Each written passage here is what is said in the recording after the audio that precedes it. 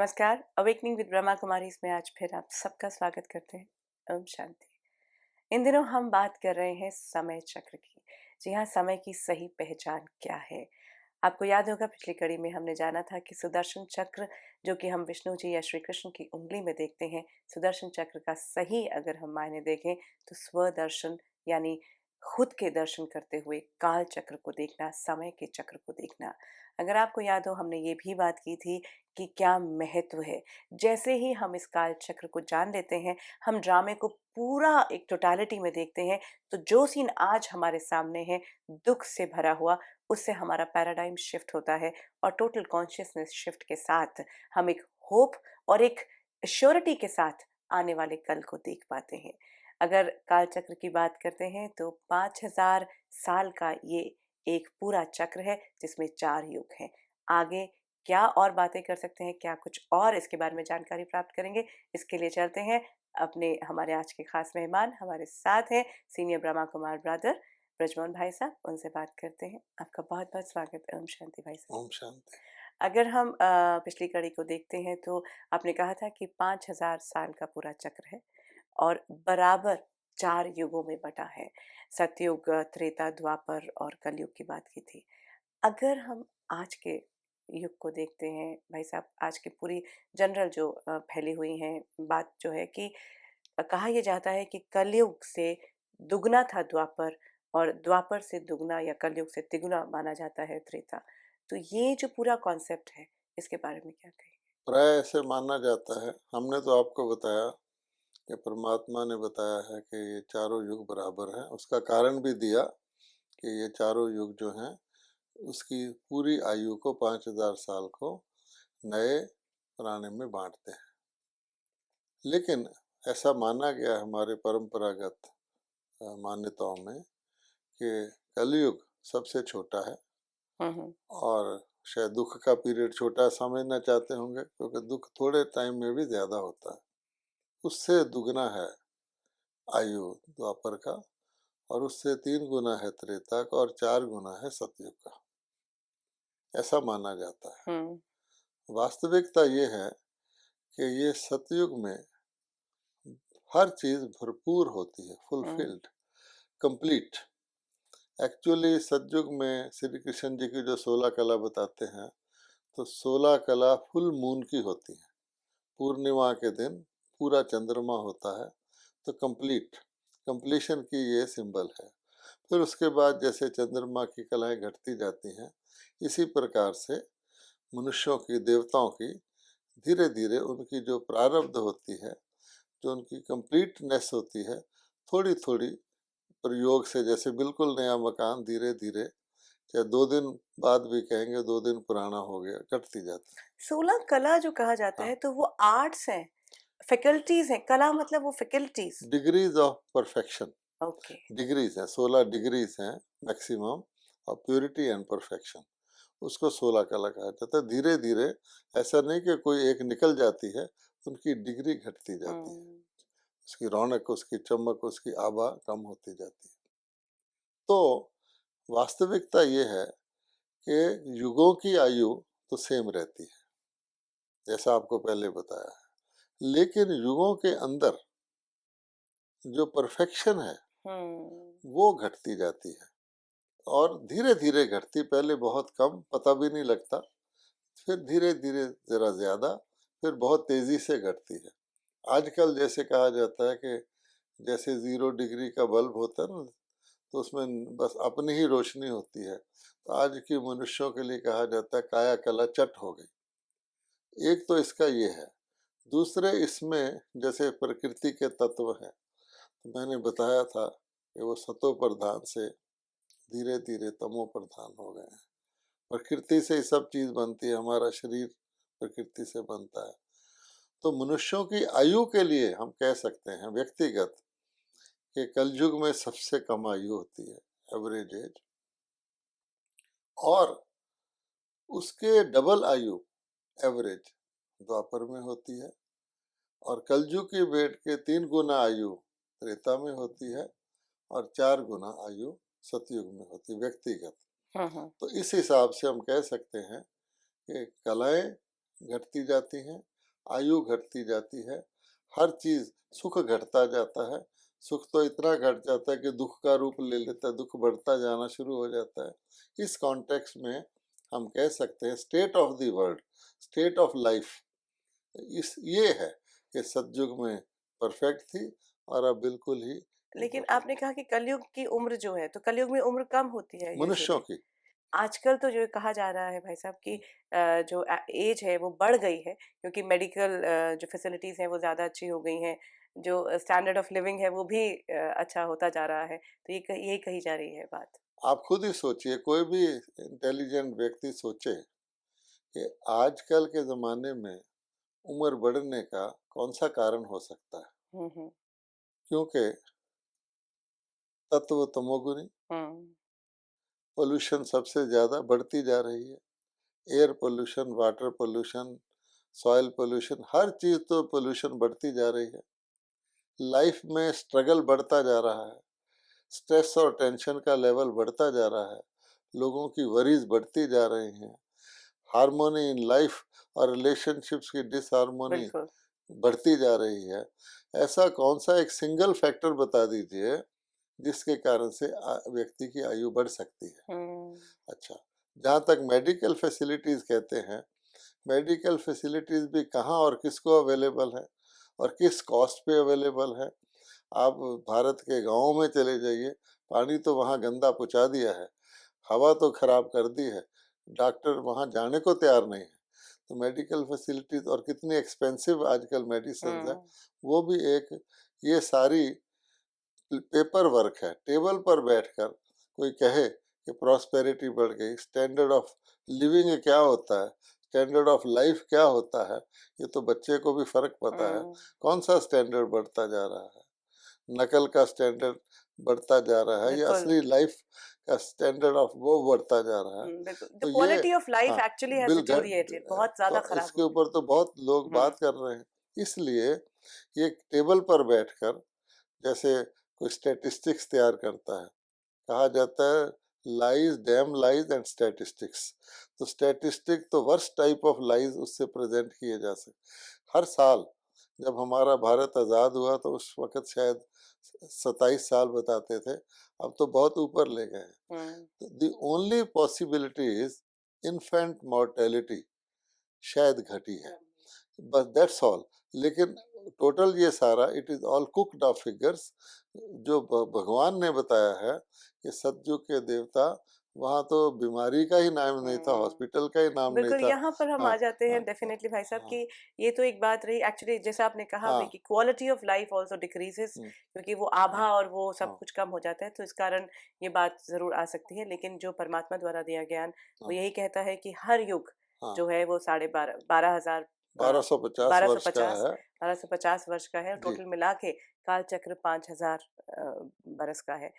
आगे बढ़ते हैं और हमारे सभी दर्शक जो हैं वो भी ये जानना चाहते हैं कि कौन-सा वो युग है जो नवनिर्माण की तरफ लेकर जा रहा है। हर युग की बात हमने की है, तो हर युग क्या होगा, कैसा होगा और क्या कुछ उसके अंदर होगा, वो जानना चाहते हैं। जी, अगर हम सतयुग से शुरू करें तो सतयुग में परफेक्शन की दुनिया है। वहाँ नेचर भी परफेक्ट है और वहाँ की जितनी वेजिटेशन है, जितनी एनिमल किंगडम है, वो सारी की सारी ब्यूटीफुल है, क्योंकि परमात्मा जो क्रिएटर है उसके लिए सत्यम शिवम और सुंदरम कहा गया है। कोई भी अगली साइट वहाँ नहीं है, किसी प्रकार की दुख अशांति का फिजिकल मेंटल किसी तरह की नहीं है, उसमें सुख ही सुख है। वहाँ के कलर्स, वहाँ के स्मेल्स, वहाँ के टेस्ट, वहाँ की चीज़ें यहाँ हम इमेजिन भी नहीं कर सकते। लोग देवताओं के मंदिर बनाते हैं, अजमेर में एक स्वर्ग का मॉडल भी बना हुआ है, बहुत इन्फीरियर रेप्लिकाज हैं वो। तो इस दुनिया के अंदर उसको कहा जाता है देवताओं की दुनिया, जिसमें सिंबल हैं लक्ष्मी नारायण, विश्व महाराजन महारानी, यथा राजा तथा प्रजा। उनकी प्रजा भी इसी प्रकार की होती है, सॉवरेन सॉल्वेंट, हर प्रकार से हेल्दी वेल्दी एवर हैप्पी। ये वहाँ का सीन है। और टोटल टोटल तौर पर नो वायलेंस होता ही नहीं वहाँ पर, एब्सोल्यूट नॉन वायलेंस है ना, ओरल वायलेंस है, ना मेंटल टॉर्चर है, ना फिजिकल वायलेंस है। इनफैक्ट यहाँ एक बात हम अपने सभी दर्शकों के साथ भी और थोड़ा क्लैरिफाई कर लेते हैं कि जैसे हमने कहा कि जब सतयुग जो है वो काल चक्र का पहला युग है और यहाँ परम धाम से जो सभी आत्माएं जो एक बार जाती हैं प्योरिटी का फैक्टर लेके हाँ जी। वापस इस युग की शुरुआत जब होती है। हम्म, एक बार फिर हम चाहेंगे कि हमारे सभी दर्शक जाने कि क्या है परम धाम। एक रिकैप हम कर लेते हैं क्योंकि कहीं ना कहीं ये रिवाइवल बहुत ज़रूरी है बार बार कि ये जो पुराने संस्कार जो हैं उनका बिलीफ सिस्टम को हमें चेंज करना ज़रूरी है। जो सही बिलीफ सिस्टम है उसको लेकर आना कि क्या है परम धाम, कैसे जो है वो सोल का परमानेंट निवास है वहाँ पे, वो कैसे आना होता है। देखिए ऐसा है कि जब हम मान लेते हैं कि आत्मा का अस्तित्व है, आत्मा एक एग्जिस्टेंस है, एक वजूद है, एक बीइंग है, तो आत्माएं तो अनेक हैं। हम देख रहे हैं आबादी बढ़ती है। फिजिकली तो हम बॉडीज को काउंट करते हैं, हर एक के अंदर आत्मा है। तो आत्माएं कहाँ से आती हैं? आत्माओं का अबोर्ड क्या है? तो आत्माओं के अबोर्ड को ही परम धाम कहते हैं, परलोक भी कहते हैं। इसीलिए कई लोग जब शरीर छोड़ते हैं तो यही कहा जाता है कि शायद वापस चले गया, परलोक सिधार गया। अब आप लोक शब्द पर आइए कि लोक मीन्स ए वर्ल्ड। जैसे थोड़े लोग रहते हैं तो उसको गांव कहते हैं, कुछ ज़्यादा रहते हैं तो शहर कहते हैं। मेट्रोपॉलिटन सिटीज़ में करोड़ों की आबादी होती है, सारे को मिला के हम विश्व कहते हैं। लोक फिजिकल है, ऐसे ही सोल्स का एक लोक है। तो लोक मतलब संसार। लोक माने दुनिया हाँ, पूरी। पूरी तो दुनिया। वहाँ आत्माएं रहती हैं। हर एक आत्मा जो यहाँ पर है, क्योंकि आत्मा नई तो बन नहीं सकती, वो परलोक से ही आती है। और परम पिता परमा वो निराकार लोक हम उसको कहते हैं, शांति धाम भी कहते हैं इसकी भेंट में, और मुक्ति धाम भी कहते हैं इसकी भेंट में, ब्रह्मलोक भी कहते हैं क्योंकि वहाँ जो फैला हुआ तत्व है, जैसे ये आकाश तत्व में है, वो प्रकाश तत्व है, उसके अंश मात्र में वो लोक है जहाँ आत्माएं रहती हैं। जो हम यहाँ देख भी हाँ, पा रहे हैं। हाँ जी हाँ। Incorporeal tree of the souls है, वो आत्माओं का परमानेंट निवास है, परमानेंट अबोर्ड है। हर आत्मा वहीं से आती है अपना पार्ट बजाने अपने टाइम के अनुसार, और एक बार वो जरूर वहां पर लौटती है। हम्म। ये है परलोक।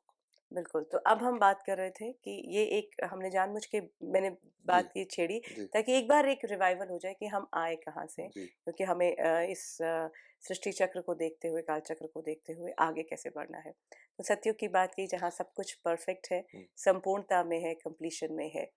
आपने एक बात यहाँ कही कि यहाँ कोई वायलेंस नहीं है, हम्म, कोई भी ऐसी नेगेटिविटी नहीं है, हम्म, जिसे हम कलयुग जी। में रहते हुए सोच ही नहीं सकते कि ऐसा भी हो सकता है। जी।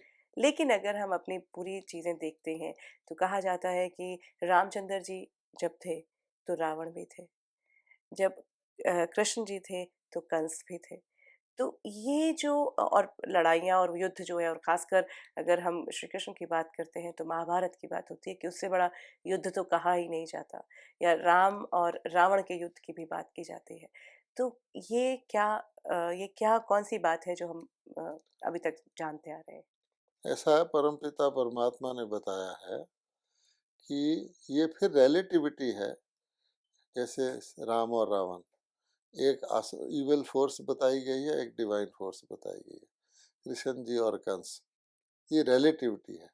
लेकिन आप गौर से सोचिए, हमने आपको बताया था कि सतयुग मीन्स परमात्मा की बनाई हुई दुनिया, और परमात्मा वायलेंस तो करवाते नहीं है, क्योंकि हुँ। वायलेंस तो दुख देने का कारण है। तो इसलिए वहाँ का जो सिंबल है आज तक चला आता है, ये सतयुग की जो डिस्क्रिप्शन है कि वहाँ पर यह स्वर्ग, तो स्वर्ग में क्या होगा? असुर कहाँ से आए? असुर का वास नरक में होता है या स्वर्ग में होता हुँ। है ना? असुरों का वास तो नरक में है और देवताओं का वास स्वर्ग में है। इसलिए स्वर्ग में असुर कहाँ से आ सकते हैं? वो तो इनकी एंट्री नहीं है वहाँ पर। दूसरे उसका सिंबल जो है, शेर और गाय एक घाट पानी पीते हैं, कहा जाता है रामराज के लिए कहा जाता है। अब आप सोचिए, जहाँ शेर और गाय एक घाट पानी पीते हैं, जहाँ दूध घी की नदियां बहती हैं, जिसकी राजधानी को अयोध्या कहा जाता है। शब्द ही है, जहाँ युद्ध नहीं होता उसको अयोध्या कहते हैं। और स्वयं लोग मानते हैं कि ये राम और श्री कृष्ण विष्णु के अवतार थे। तो विष्णु अहिंसा का पक्का सिंबल है। यहाँ तक कि कलयुग में भी वैष्णो होटल होता है, वैष्णो कि विष्णु के नाम पर चला हुआ, तो वहाँ पर मांसाहार मांस नहीं पकता, वो वेजिटेरियन होटल होता है। ये सारी बातें क्या बताती हैं? और परमात्मा खुद कहते हैं, बेसिक बात ये है, क्या रात और दिन, रात और दिन हम कहते हैं, क्या रात और दिन इकट्ठे रह सकते हैं? नहीं हो सकता। क्या दुख और सुख इकट्ठे रह सकते हैं? क्या रोशनी और अंधेरा इकट्ठे रह सकते हैं? क्या शांति और अशांति इकट्ठे रह सकते हैं? क्या दैवी संपदा और आशी संपदा इकट्ठे रह सकते हैं? नहीं रह सकते। इसलिए सतयुग मीन्स सतयुग, कलयुग मीन्स कलयुग। तो कलयुग में तो हम देखते ही हैं, कलयुग में एक भी व्यक्ति परमानेंटली हेल्दी नहीं रह सकता, फ्रॉम बर्थ टू डेथ। एक भी व्यक्ति परमानेंटली शांत नहीं रह सकता। एक भी व्यक्ति की गारंटीड आयु नहीं है, किसी प्रकार के इफेक्ट से मुक्त नहीं रह सकता, इसीलिए मुक्ति मांगते हैं। तो सतयुग इसको अपोजिट मान लीजिए, ये है बात। तो जो लोग ये कहते आते हैं कि दुख सदा से चला आता है, दुख और सुख, जो ये कह रहे हैं राम और रावण, कृष्ण और कंस, दुख और सुख अनादि अविनाशी है। दुख और सुख है ही, लगे हुए हैं हमारे साथ। जीवन है तो दुख और सुख है। ठीक है, इसका मतलब ये हुआ, फिर हमें दुख से छूटने की, सुख को प्राप्त करने की कोशिश करना फजूल है, क्योंकि जो चीज अनादि चली आ रही है वो आगे भी चलती तो वो तो रहेगी। ये कहा ही जाता है ना कि ये तो है ही, एक्सेप्ट हाँ, करो कि यही हाँ, है। हाँ, कभी सुख आ जाएगा हाँ, तो कभी दुख आ हाँ। जाएगा। इट्स तो लाइक इट फिर गोज लाइक तो दिस। फिर दुख को छोड़ने की और सुख को पाने की एफर्ट भी वेस्टफुल हो जाती है, क्योंकि आना ही है। इसलिए परमात्मा ने यही बात हमारे मन से निकाली है कि इतने निराश नहीं हो, इतने कंफ्यूज नहीं हो। रात है तो दिन होगा, दुख है तो सुख होगा। तुम बंधन में हो तो मुक्ति मांगते हो, अशांत है तो लेकिन दोनों पीरियड अलग अलग हैं। अब बात आती है कि ये देव असुर संग्राम कहाँ से शुरू हुआ। तो वो क्या दिखा देते हैं कहानियों में कि देवता अपने अपने वाहन में चले आ रहे हैं, असुर अपने अपने वाहन में चले आ रहे हैं। उस युद्ध कहाँ होता है? वो ना तो धरती पर होता है, ना देवलोक में होता है, बीच में दिखाते अच्छा, हैं। और देवता और असुर के बीच में मानव भी होते हैं। भाई मानव अपनी पृथ्वी पे अपना जीवन जी रहे होते हैं, तो कोई कभी देवता पृथ्वी के ऊपर अधिकार करना चाहते हैं। ये जो सारा पूरा एक माइथोलॉजिकल मतलब वो है। उन्होंने माइथोलॉजिकल स्टोरीज बनाई हैं। परमात्मा ने कहा है कि कभी भी देवता लड़ते नहीं। तो फिर लड़ता कौन है? तो आसुरी प्रवृत्ति वाले लोग जो हैं वो लड़ते हैं। अब जब आसुरी प्रवृत्ति वाले लोग देवता परमात्मा बनाते हैं तो हिंसक युद्ध से नहीं बनाते। ये खास बात नोट करने की है कि परमात्मा कहते हैं युद्ध है, लेकिन वो आध्यात्मिक युद्ध है, वो एक आंतरिक युद्ध है, वो आसुरी वृत्तियों के साथ युद्ध है। आत्मा अपनी आसुरी वृत्तियों को ओवरकम करती है, उनके ऊपर विजय प्राप्त करती है। तो विकारों पर विजय का युद्ध है, वो कोई हिंसक युद्ध नहीं है। लेकिन यहाँ विकारों का जो आंतरिक युद्ध युद्ध आप कह रहे हैं, हाँ, विकारों पर हाँ, और विकारों से जो आंतरिक युद्ध है, वो तो कलयुग में ही होगा ना, सतयुग में तो नहीं होना चाहिए फिर। एग्जैक्टली, क्योंकि विकार सतयुग में तो होते ही नहीं। हाँ। देवताओं की परिभाषा है कि सर्वगुण संपन्न, 16 कला संपूर्ण, संपूर्ण निर्विकारी। तो उस दुनिया में तो युद्ध होने का सवाल ही नहीं है। तो ये भी आंतरिक युद्ध है। वैसे भी पहली बात तो परमात्मा युद्ध करवाते नहीं। अगर परमात्मा युद्ध करवा देते, आजकल लोग ये मानते हैं बुरे को अच्छे के द्वारा मारना ये अच्छा काम है। पहली बात, बुरा तो अच्छे को मार सकता है, अच्छा बुरे को मारने को मारेगा ही नहीं। दूसरी बात यह है कि अच्छे बुरे इकट्ठे नहीं रहते, अगर रहें तो अच्छा अच्छा नहीं रह सकता। इसलिए ये कंपार्टमेंटलाइजेशन है। लॉजिकली आप सोचिए, आप कोई व्यक्ति किसी बुरे व्यक्ति को मार भी डाले, गला काट दे, उसकी शरीर से खत्म कर दे, तो क्या उसकी आत्मा जो निकलेगी वो शुद्ध हो जाएगी? आपने किसका किसका वध किया? फिजिकल युद्ध से शरीर को खत्म किया। शरीर तो वैसे भी मृत्यु में खत्म हो जाता है। तो उसको खत्म किया, क्या उसकी आत्मा की बुराई खत्म हो सकती है? हिंसक युद्ध से हो ही नहीं सकती। तो परमात्मा असुरों का विनाश श्रृंगार करा के इस तरह अगर करें तो आत्माएं उनकी फिर इम्प्योर निकलेंगी। इसीलिए परमात्मा कहते हैं कि इम्प्योर आत्मा तो परम धाम में भी नहीं जा सकती, स्वर्ग में जाने का तो सवाल ही नहीं है। तो ये सारी कॉम्प्लिकेटेड है।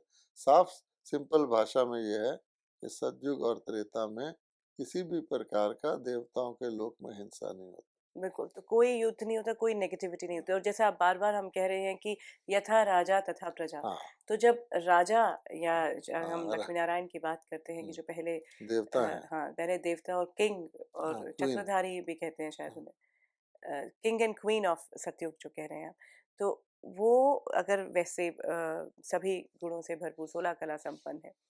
वहाँ जो जितने भी अगर हम बात करें कि सतयुग की बात करते हैं तो जितने भी लोग होंगे वो भी 16 कला संपूर्ण होंगे। बिल्कुल सारे देवी देवता। हुँ, जैसा जैसा समय वैसी वैसी कला। जब पूर आकाश में पूर्णमासी है, सबके लिए है। सारे तत्व सतो प्रधान है। उनका हाईएस्ट स्टेटस तो हर जगह रहता है, राजा और प्रजा का। बीच में भी स्टेटस होते हैं, लेकिन सारे के सारे सतो प्रधान होते हैं। हुँ, ये सिलसिला द्वापर के शुरू तक चलता रहता है। मतलब त्रेता में भी हमारे हाँ, पास अच्छा सेम। अगर हम जन्मों की बात करते हाँ, हैं, बहुत बार ये कहा जाता है जैसे आपने कहा कि संपूर्ण आयु है, तो कितनी आयु होती है सतयुग में और किस तरह के जो जन्म है वो कैसे लिया जाता है? क्योंकि ऐसे है। हाँ, कि 1250 वर्ष का युग है। उसमें 8 राजगद्दियाँ चलती हैं सतयुग में।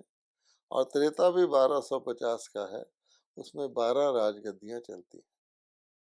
तो इसका आप एवरेज आयु निकाल सकते हैं कि 150 ईयर्स और 125 ईयर्स एवरेज एज होती है। वो उसमें बिल्कुल कम नहीं होता, किसी का अकाल मृत्यु नहीं होता। हुँ, हुँ।